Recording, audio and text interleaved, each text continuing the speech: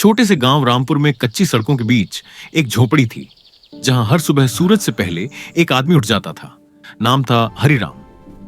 हरिराम दिहाड़ी मजदूर था। कभी खेतों में काम मिलता, कभी ईंट भट्टे पर, और कभी कुछ भी नहीं।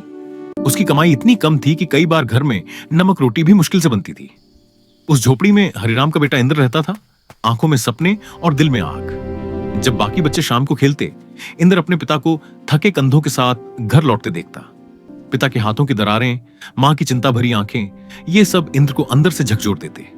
इंद्र जानता था, अगर मेरी पढ़ाई रुक गई तो यह गरीबी कभी खत्म नहीं होगी। गांव का सरकारी स्कूल था, छोटी इमारत, टूटी खिड़कियां और कभी कभी बिना शिक्षक के।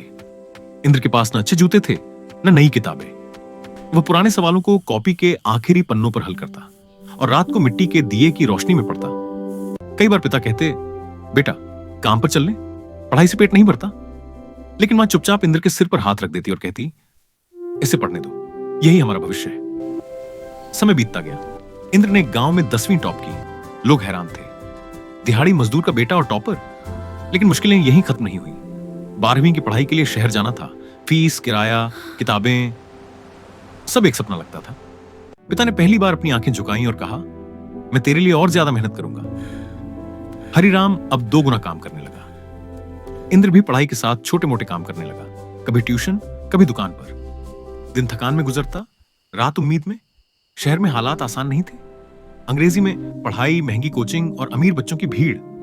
इंद्र कई बार खुद को अकेला महसूस करता, पर हर बार जब हार मानने का मन करता, उसे पिता के फटे जूते और मां के खामोश त्याग याद आ जाते। सालों की मेहनत रंगी। इंद्र ने राष्ट्रीय स्तर की बड़ी परीक्षा पास की।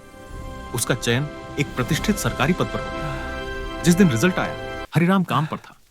इंद्र दौड़ते हुए निर्माण स्थल पहुंचा और चिल्लाया, बाबा, हो गया, मैं पास हो गया। हरिराम की आंखों से आंसू बहने लगे। पहली बार ये आंसू दुख के नहीं, गर्व के थे। गांव में जब इंद्र वापस लौटा, तो वही लोग जो कभी कहते थे गरीबी में सपने नहीं पलते, आज उसके स्वागत में खड़े थे। प्रधान ने माइक पकड़कर कहा, आज रामपुर का नाम रोशन हुआ है। इंद्र ने मंच से बस इतना कहा, मैं अकेला नहीं जीता, मेरे साथ मेरे पिता की मेहनत और मेरी मां का त्याग जीता है।